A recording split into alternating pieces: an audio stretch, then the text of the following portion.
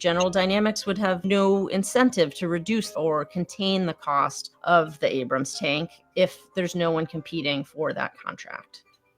But contractors didn't always have so much power over the government. Back in the 80s, there were dozens of companies that would compete for defense projects. But in the 90s, the Clinton administration cut defense spending and facilitated a wave of mergers until there were just 5 major players. They argued this would make the industry more efficient, and that outsourcing more work to contractors would save the government money. We've got some good people coming on, some really good people, I hope. But instead, the top 5 contractors took advantage of their monopoly power. The big shift that has happened is that contractors are now providing more and more services, things that the military did used to do for itself. Companies realized that offering the government services, things like designing software or maintaining equipment, could mean decades of competition-free work at relatively high profit margins. And that's exactly what we've seen happen. In setting up the contract for producing the F-35, they couple with that a lifetime service agreement. So Lockheed Martin is the only company for the remainder of the lifespan of that piece of equipment that can service that equipment. The military itself can't even service parts of that equipment because it's proprietary.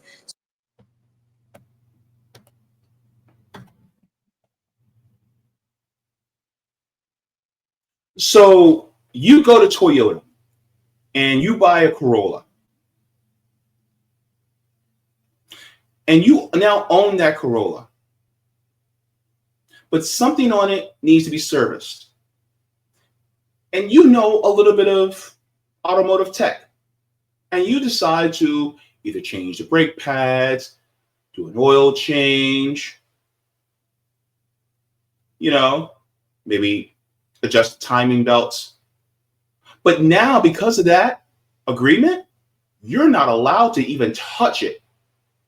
You literally have to take it back to Toyota to get it serviced. And then they will charge you more and more and more for something that you could have did yourself for cheaper. This is basically the right to repair law on steroids. So how can I put this? I usually don't hate on nobody, right? I don't play a hate, I congratulate. But if I can say my disdain for anybody is Elon Musk. I do not like people who obtain wealth and status off the backs of other people. I do not like that. You can throw any billionaire at me and I'll be like, I don't like them. Now, some of their content, maybe like Rihanna. I like a little Rihanna music. I like a little Beyonce's music. I could even jam to a little bit of Taylor Swift. But do I like what they're doing when it comes to the exploitation of other people? Hell no. It's just like, for instance, when it comes to things like Disney, I actually like some of the content and I like going to the parks. But Disney as a corporation, I can't stand it. So this is why people like me think that Disney actually should be worker-owned and collectively operated. But anyways, that's just an example. But Elon Musk has been circling around and dancing around the issue of the biggest piece of the pie that actually takes up a lot of our spending. He says he's for government efficiency, but the one part where it just takes up most of our spending, he doesn't actually go after.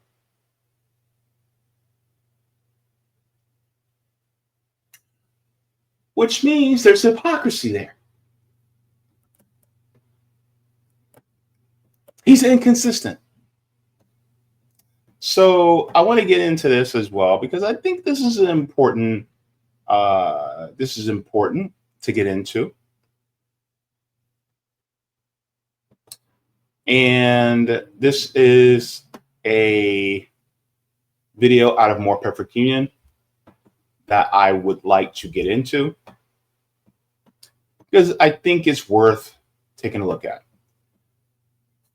So let's go. Come with me. And it says, new, we found the waste Elon won't cut. Defense contractors. The Department of Defense funnels $450 billion of taxpayer dollars a year to private military contractors. But Elon Musk is too focused on cutting DEI initiatives, which is 0.01% of the defense budget to tackle the real waste and fraud. Wow. Let's get into it, folks. There is so much fraud, waste, and abuse. It's everywhere. No agency in the federal government wastes money like the Department of Defense. The DOD has never successfully passed an audit. Come on, never? Never. There we go. The stuff that they lose in the couch cushions is like $20-30 billion a year. So they don't know where it went.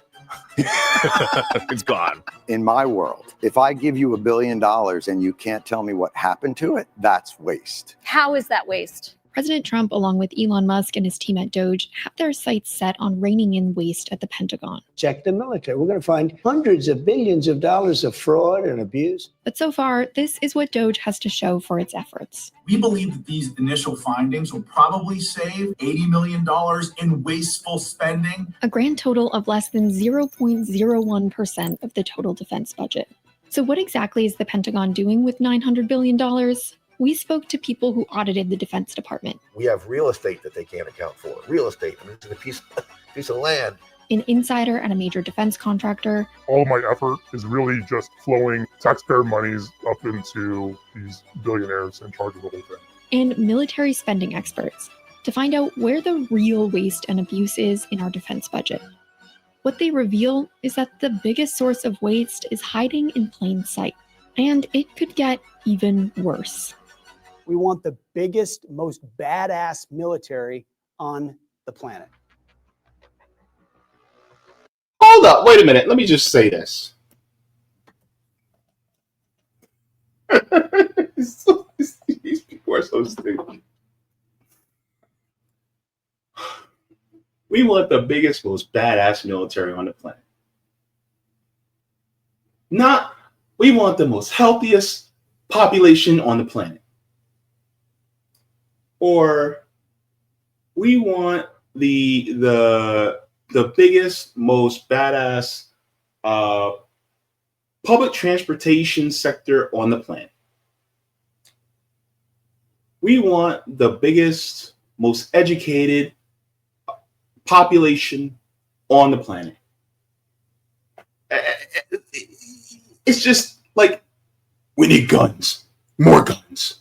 Like he's Neo. Give us guns. Lots of guns. Right?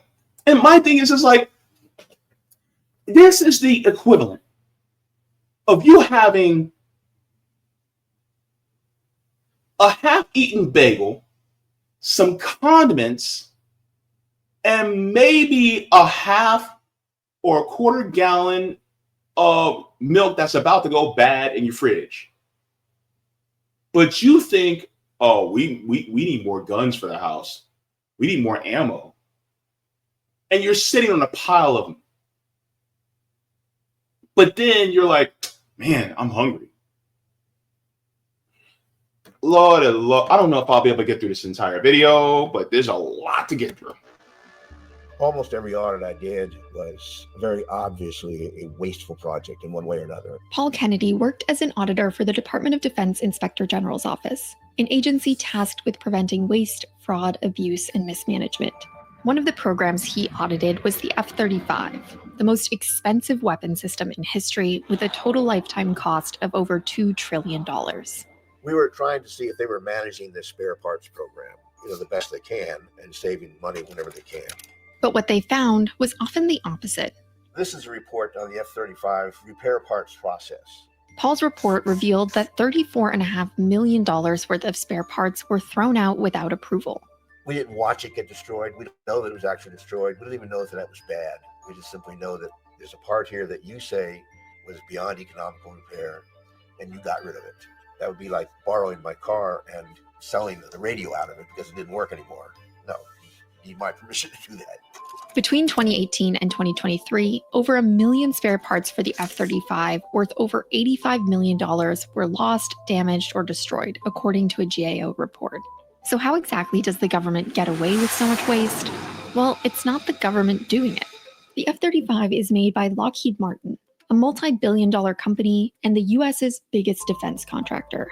Going back to the Revolutionary War, essentially, there have always been military contractors. One of the things that happens with defense contracting more than any other contracting with the federal government is something called a cost type contract.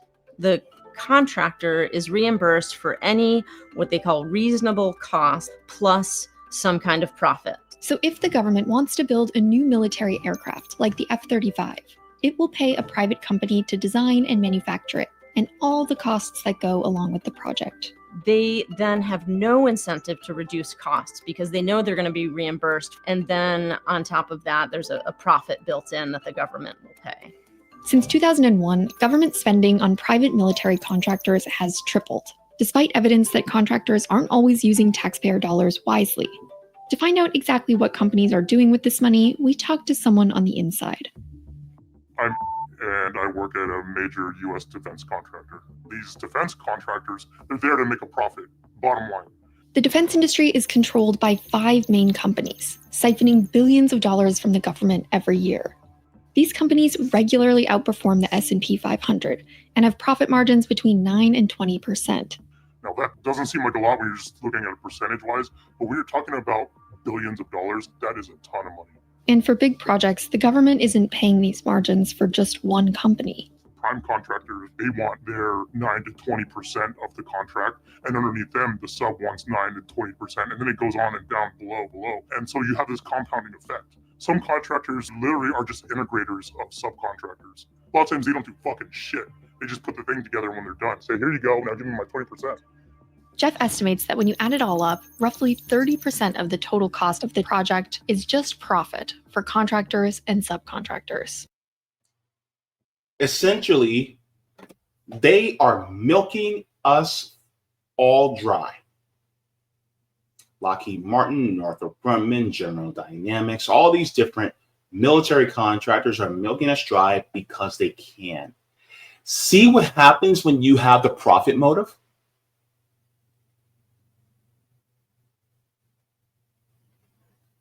When the profit motive exists, then they're more focused on creating more so that you will spend more. The goal isn't to actually protect the homeland and make a little profit from it. The goal is to make profit and to keep the homeland at risk or to export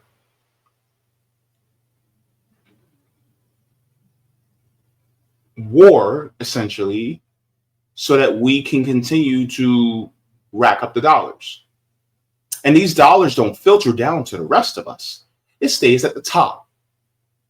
So therefore, what's going on in Palestine, in Ukraine, in Yemen, and possibly going to be happening in Iran, this is a cash cow for these companies. Donald Trump, being the commander-in-chief of our armed forces, is really just a coordinator to give the military contractors more money. He's not actually trying to protect the homeland. He's just trying to protect the shareholders' profits by keeping them in the black. Same thing with Joe Biden. Same thing with Barack Obama. Same thing with George W. Bush. Same thing with Bill Clinton, and on and on and on. It was to keep the military contractors' money flowing. The authorization of use of military force to AMUF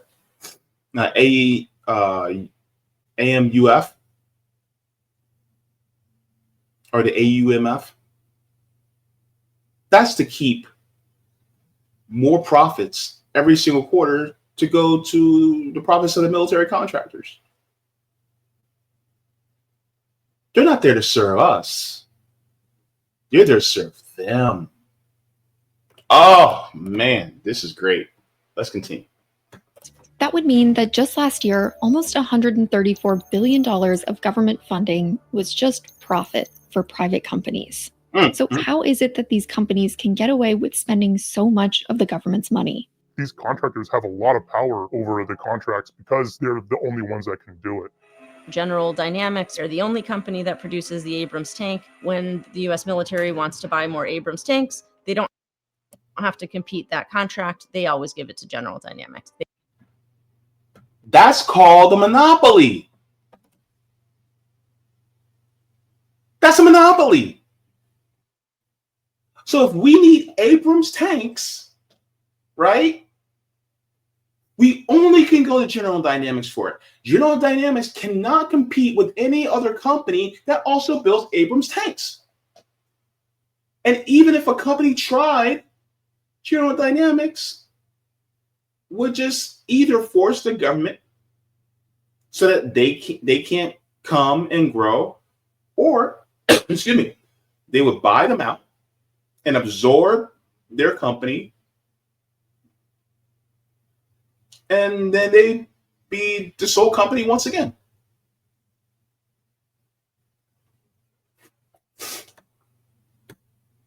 Capitalism breeds innovation. My ass. That's They are the only one. General Dynamics would have no incentive to reduce or contain the cost of the Abrams tank if there's no one competing for that contract. But contractors didn't always have so much power over the government. Back in the 80s, there were dozens of companies that would compete for defense projects. But in the 90s, the Clinton administration cut defense spending and facilitated a wave of mergers until there were just 5 major players. They argued this would make the industry more efficient, and that outsourcing more work to contractors would save the government money. We've got some good people coming on, some really good people. I hope. But instead, the top 5 contractors took advantage of their monopoly power. The big shift that has happened is that contractors are now providing more and more services, things that the military did used to do for itself. Companies realized that offering the government services, things like designing software or maintaining equipment, could mean decades of competition-free work at relatively high profit margins. And that's exactly what we've seen happen. In setting up the contract for producing the F-35, they couple with that a lifetime service agreement. So Lockheed Martin is the only company for the remainder of the lifespan of that piece of equipment that can service that equipment. The military itself can't even service parts of that equipment because it's proprietary.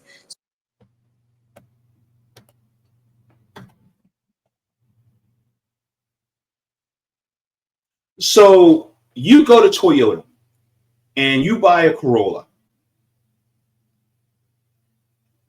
and you now own that Corolla, but something on it needs to be serviced. And you know a little bit of automotive tech, and you decide to either change the brake pads, do an oil change, maybe adjust the timing belts. But now, because of that agreement, you're not allowed to even touch it. You literally have to take it back to Toyota to get it serviced. And then they will charge you more and more and more for something that you could have did yourself for cheaper. This is basically the right to repair law on steroids, because they took away the right to repair for a lot of the products that we use today. Let me ask you, when was the last time you took the battery out the back of your phone? When was the last time you were able to crack your phone open to look at the contents? Oh, but now you have to buy a whole brand new one. So let's say you have an F-35 and something happened with the fuselage, right? The US government can't take their soldiers and service members and engineers and go, hey, repair the fuselage in that F-35. A lot of times, either you have to take that F-35 back to Lockheed Martin and say, hey, you guys need to fix this. And then Lockheed Martin will charge you an obscene amount of price just to fix something that's simple that would cost us a whole lot less. Or they will go, you guys just need to buy a whole brand new F-35. Instead of us repairing it for cheaper.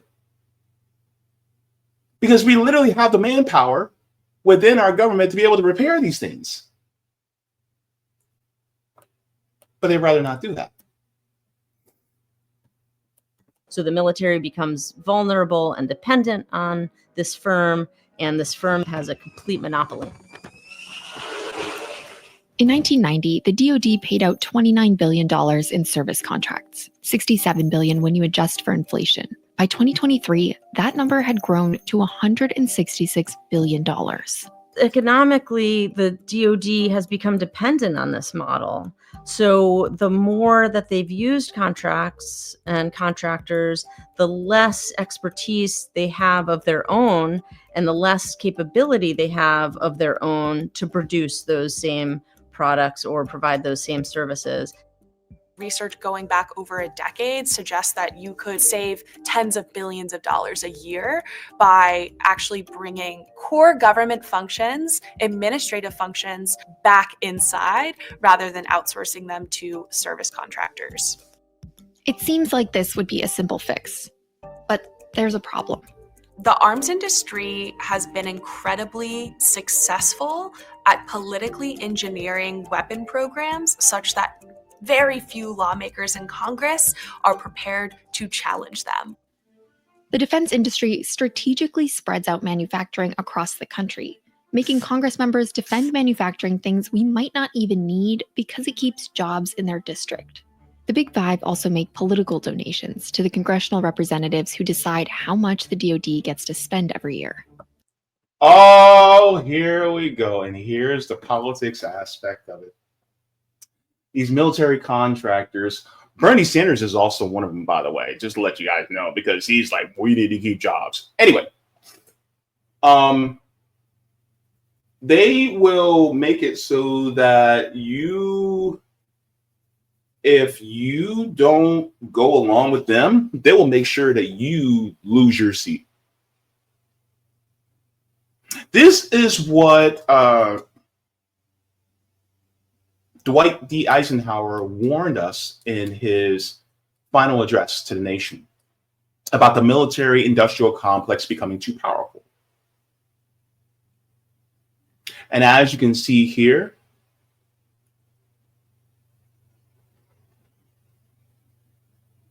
unfortunately, their power is so great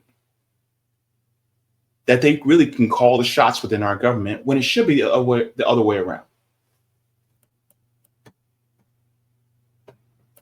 All of this puts pressure on Congress to raise the defense budget. This is an outstanding piece of legislation, and I strongly urge everybody to support it. Even if it means continuing expensive projects, and even when the Department of Defense fails to pass an audit.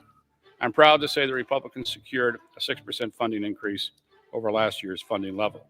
If you go back to the very beginning, the DOD was stood up to defend this country. We are not interested necessarily in how well we account for our property as long as we win whatever that conflict might be. The American people are getting a little bit less and less supportive of that, especially when we see how quickly we can waste so much money.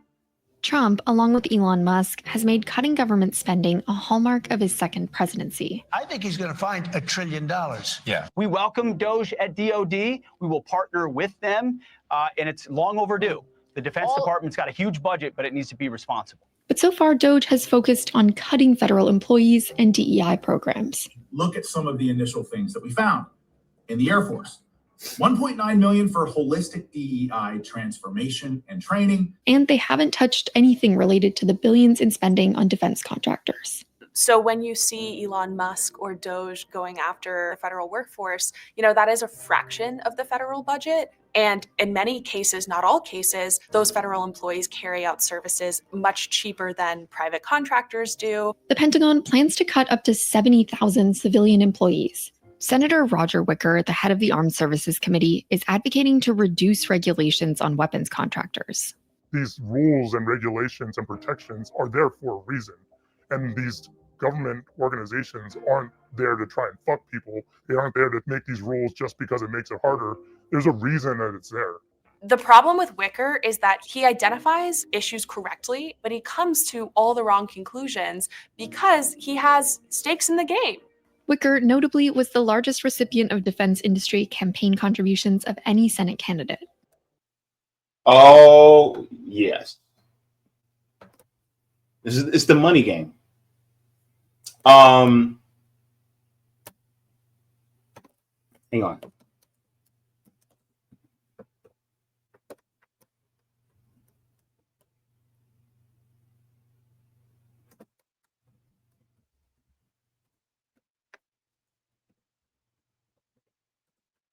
Let me see something. I think I remember this. Yes. Okay. So I'm going to read this really quick, just to show you guys how deep the rock goes. So in the prior administration, we had Secretary of Defense Lloyd Austin. The Secretary of Defense, who was a 4-star general, literally had defense contract ties. So it was financially advantageous for him for us to continue in these wars as well.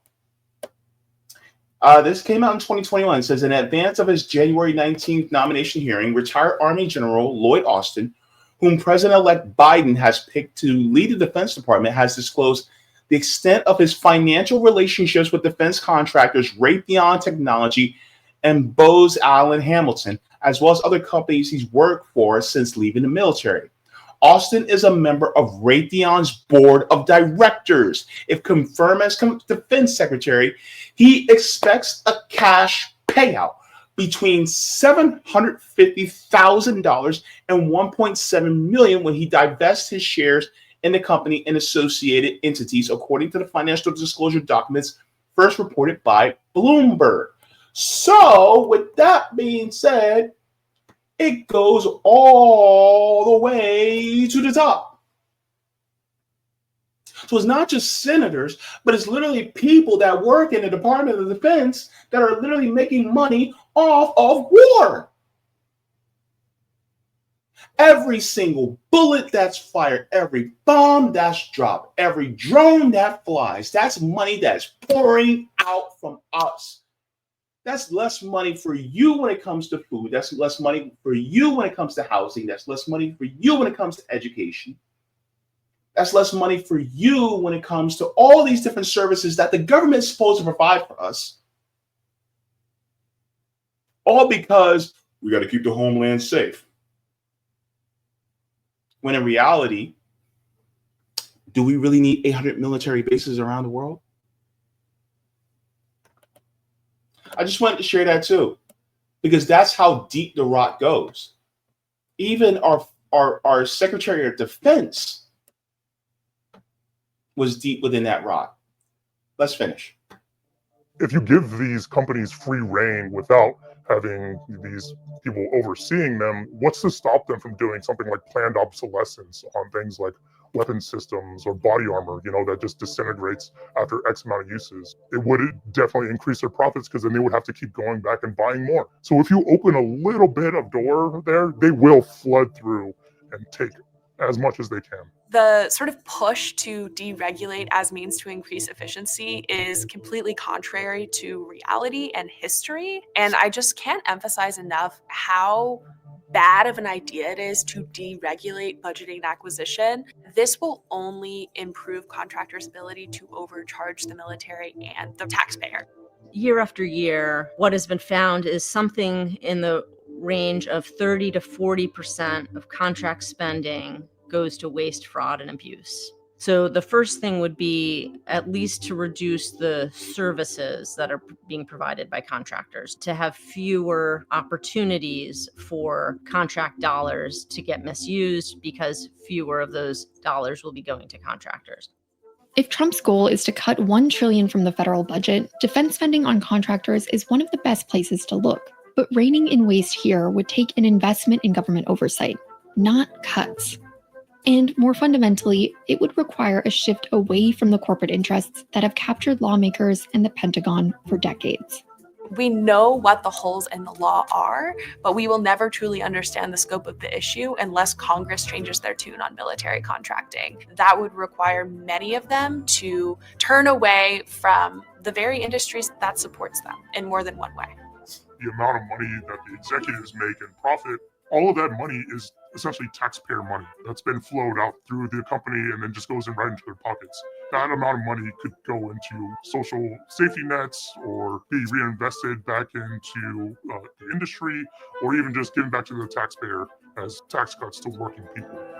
If you're solely concerned about military readiness, as our Secretary of Defense claims to be, then you would look at what more spending, how that's actually impacted the acquisition process and military service members. And the answer is acquisition outcomes have been getting worse and worse.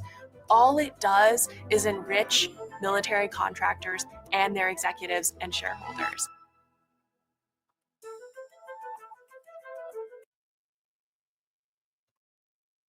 So I want to share this right here.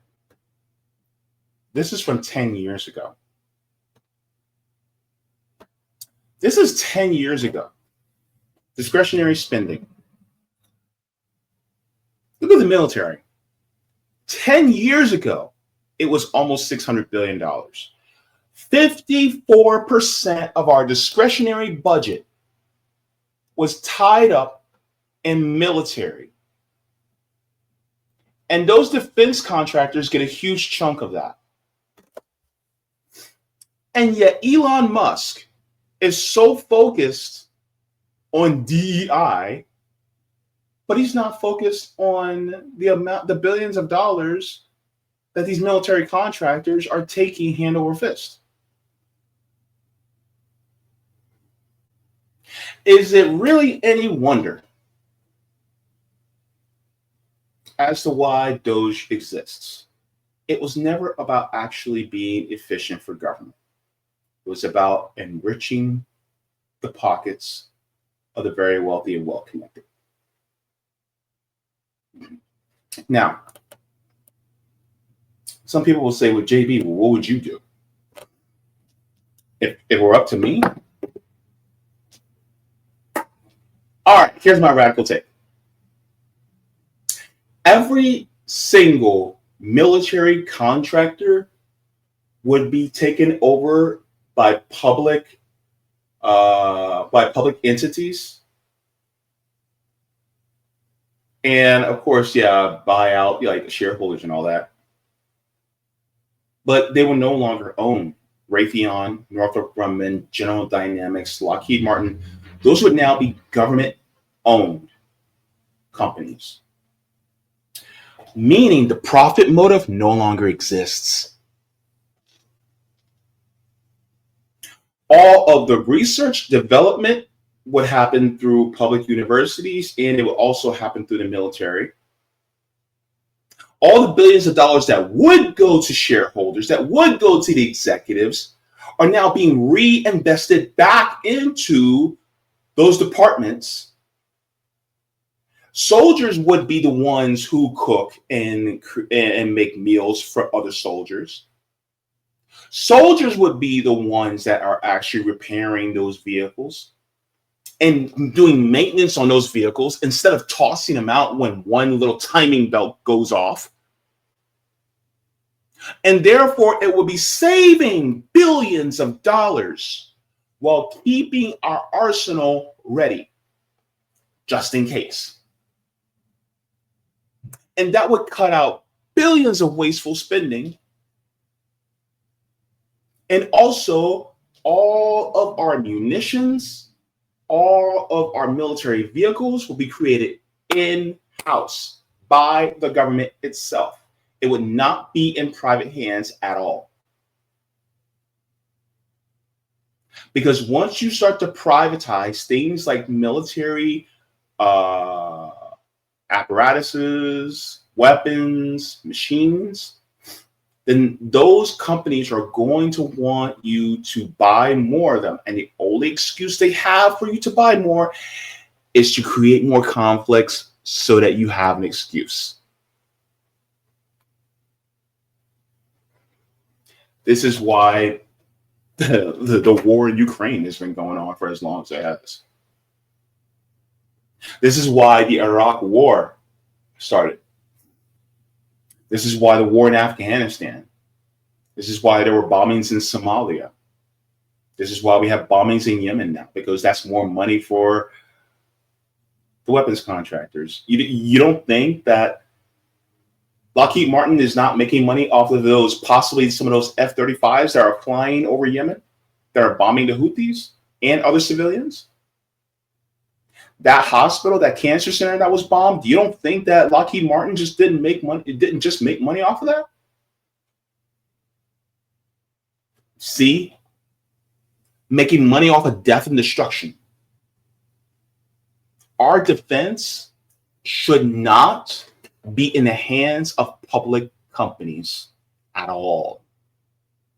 Because once you put the for-profit motive in there, that means that they're going to want to perpetuate war even more to make more money. This is why for-profit should not be in defense at all. I do not agree with having any for-profit company anywhere near our defense department, even to feed our soldiers. Hell no. No, you want to feed our soldiers? Have some of the soldiers become chefs. Have Michelin star chefs train our soldiers. I don't care. But have them do everything in-house and see how much money we save.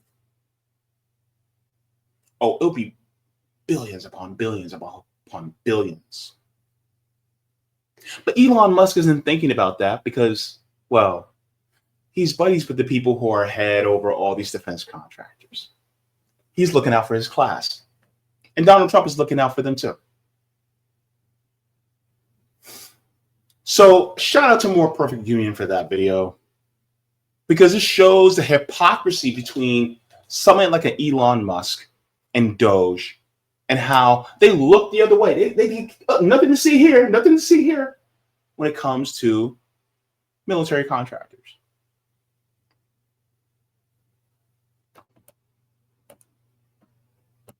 They don't care about efficiency. They just care about making the rich richer. Thank you so very much for watching my channel, and I deeply appreciate it from the top and bottom of my heart. If you wish to support the channel further, so I can keep bringing you content that is educational and informative, you can become a patron on patreon.com/Jaybefaunt. You can find that link in the pinned comment or in the description below.